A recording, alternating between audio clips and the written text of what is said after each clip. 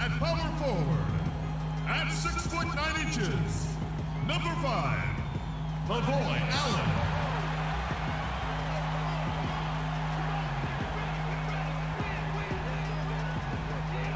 At the center position, 6 feet 10 inches, number 27, Jordan Hill.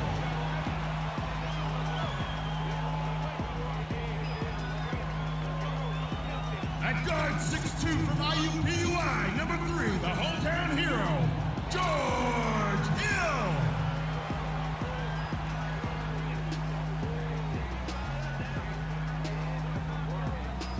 Starting at shooting guard, at 6 foot 3 inches, number 11, Monte Ellis.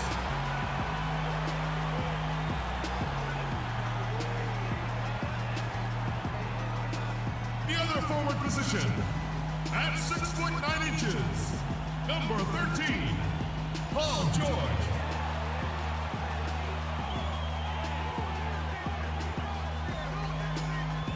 Your home team head coach is Frank Vogel. Make some noise for your Pacers.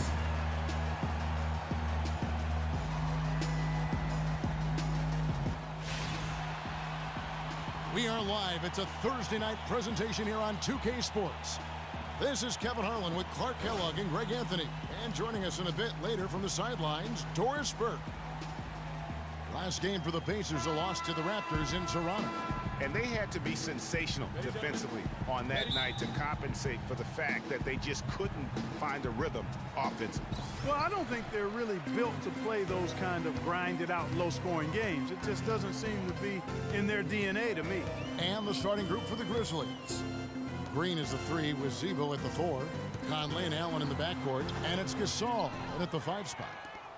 Monte Ellis has always had a knack for the big shot. When things are on the line, he is a guy that is not afraid to step up. And Kevin, last season, he had a number of big second halves and fourth quarters for the Mavs. Really took over that primary scoring role from Dirk Nowitzki. Stole a lot of games for them last season. So the Memphis Grizzlies able to put the first points up on the board. And that one's good. A good open look, and he splashes home the 3. Oh, George! And here are the Grizzlies with it, coming into this having notched a win against Cleveland in their last game. And the way they attacked the basket in that game was unreal. I mean, after a while, the defenders seemed to just wave the white flag. Yeah, like you said, I mean, that's what will happen when the team continues to attack the basket and come away with layups. The defense tends to get demoralized and deflated. Yeah, Monte did have a lot of big second halves for the Mavs last season. Seems like at least half a dozen games for them, he would just take over. Started to get looked at as the top go-to guy late. 4 on the clock. Fires from deep.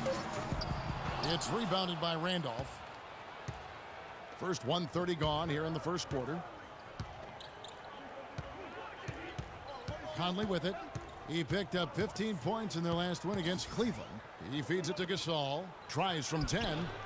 Excellent D there from Allen. And for Monte, it makes sense to go to him late in games. He's so fast that he can create a shot anytime he wants. And very rarely does he not give you a chance to win with just one shot remaining. Here's Conley. After the made shot from Monte Ellis. Gasol, a screen on Hill. Conley kicks to Gasol. Gasol missing again. That's an unusual, surprising miss for him. Typically, he's good on those inside. Wasted no time on that shot, but it's off the mark. The shooting numbers just aren't there yet in the quarter. Allen dishes to Conley. Connects from three-point range. Conley's got his first bucket of the game, and he's on the board for 3. The Pacers have gone 2 of 5 here, making 40% so far to start out the game. The drive by Hill. Outside for George. The shot, no good. Now Memphis takes it the other way. This game against Indiana, the first time they've met this year. Yeah, and they swept this matchup the 2 times they played last year. They held the advantage on paper and on the court. Yeah, exactly. An interconference matchup here. Not a lot of familiarity, but I wouldn't say they caught them off guard. There's a reason one team was in the playoffs and the other team was watching. Indiana's gone 1 of 2 from long range in the first quarter. Allen with the screen for Hill. Pass to George. from about 19 feet, and he hits the jump shot. George has got 5. And it looks like he might just be on his A game today, Clark. Outside Conley. Outside Gasol.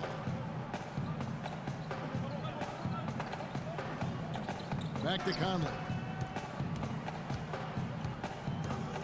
Memphis needs to get off a shot here. Hill against Conley. Dishes it to Ellis. The shot will not go. Some solid defense from Randolph. He's been anything but his usual self this quarter.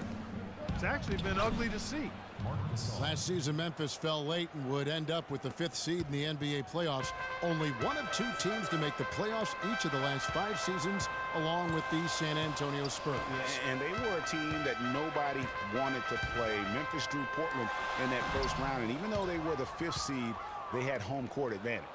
Now here is Conley. Paul George unable to get his shot to go. And it's out of bounds. Last touch by Allen. All right, a chance here to check out the stats for Tony Allen. Some last season stats for him. He put up about 8 points a game last season. Just over 2 steals and 4 rebounds. And he's a real threat defensively. You look at his steals during this stretch, always lurking for the smallest mistake. Well, he causes those mistakes, too. I mean, he'll harass you for the full 94 feet, never giving you an inch. Now here's Allen. Paul George unable to get his shot to go. Shot off the screen. Score of the basket is 3rd after 5 shots. The shooting percentage is really solid so far, fellas. Good start to this game for him. And I think Doris Burke has something for us right now. Doris? Yes, Frank Vogel and I got a chance to talk for a bit. On his mind, the difficult task of defending Zach Randolph. He said, Randolph's especially tough because he's not only a go-to scorer on the low block and the pinch post, but also a guy who can pick up a lot of second chance points with his work on the glass. He's a 20 and 10 double-double guy for a reason. We'll have our hands full trying to slow him down. Guys, back to you. Thanks, Doris. Mahimi's checked in for Indiana. Stuckey comes in for Ellis. And Memphis also making a switch. Green, he's checked in for Zach Randolph. Hill passes to Stuckey. And no good. Had a chance to take the lead. And it's good. Mahimi's got his first 2 points of the night. Yeah, how about the purpose with which he's crashing the backboards right now? Some hard-earned second chance points. So timeout called here. But first for Memphis. Well, the Pacers, despite all their injuries from last season, were right in the playoff fight until the very end. Had a chance, in fact, GA, on the last day to sneak in, but it didn't happen. Yeah, they needed a Brooklyn loss to go along with them winning that last game. Ultimately, though, it wasn't in the cards for them, and they ended a game out of the postseason. Mario Chalmers, he's checked in for Tony Allen. Gasol, it's good. It's his second basket. He's shooting 2 for 4. 3 consecutive baskets have come right at the rim. The defense had better start buckling down and tightening up. Guys, they are getting exposed in terms of their low post defense. Here's George following the basket by Marc Gasol. And the wide open shot from Stuckey. Stuckey with another miss. Grizzlies have gone 6 of 9, shooting it well. Conley against Hill. Green kicks to Gasol. Out to Conley. Shoots. Tried to bank it in, but he misses. And, you know, the Pacers had made the playoffs in each of the last 4 seasons prior to last year's miss. Hard for a team that was coming off of back-to-back conference finals appearances to stomach that. But with the injuries, they'll be better and back in the playoffs next year, I'm sure. Now here's Conley. Good-looking screen by Gasol. Green with a screen on Hill. Conley kicks to Green. And the rebound goes to the Pacers. And really, it's going to be more of a reload than a rebuild situation for the Pacers. You would have to imagine their goal isn't just to get back to the playoffs, but to get back to being a conference final participant. And he came off that screen, and he just didn't get over the top of it. Yep, weren't there in time enough to challenge Greg, and when that's the case, you can mark those up for him. Now, here's Chalmers. He's had some playing time, but no scoring yet from him. And he is really in a zone right now, playing and scoring with confidence. Here is Hill.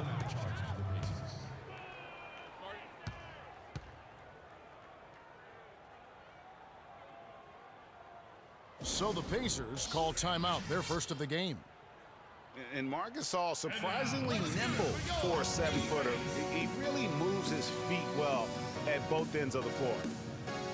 And when you look at Marc Gasol now versus when he came into the league, remarkable how that body of his, Clark, has transformed. Kevin, he changed his diet and he dropped a bunch of weight. Believe it or not, he even grows vegetables at his house.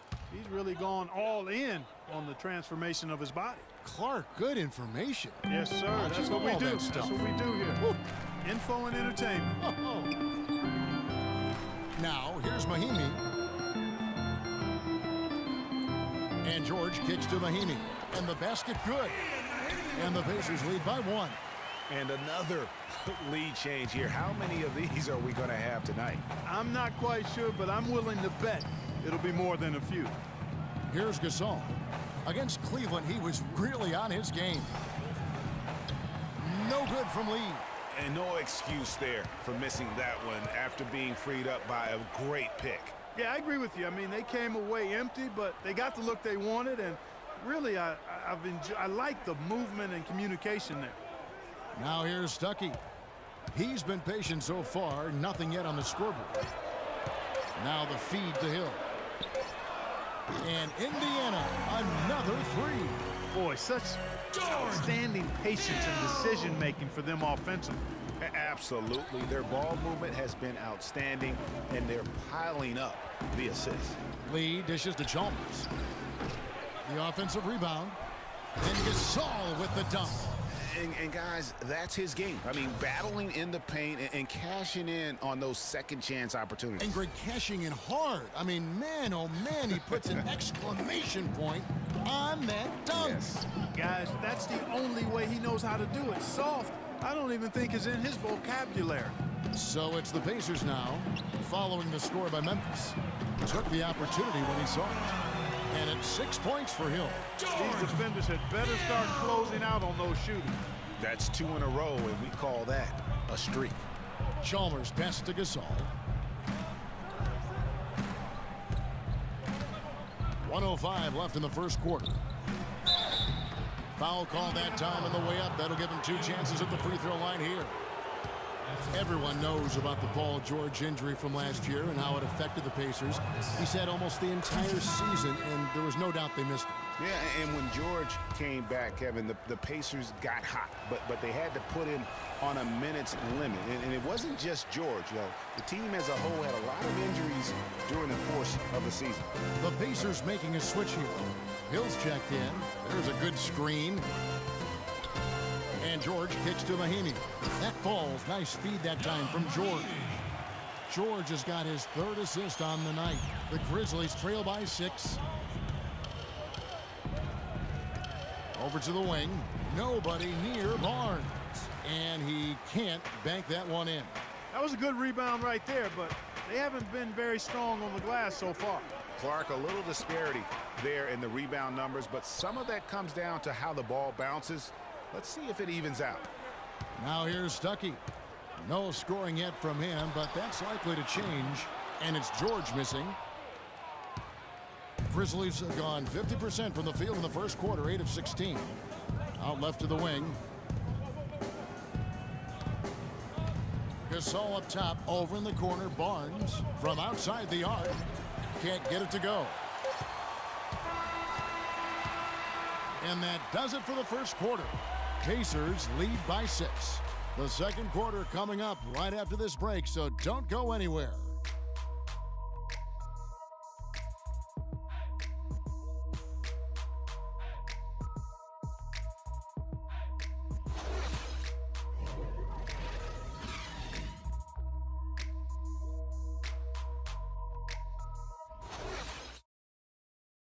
Let's take them back. Talk to Monte Ellis. He's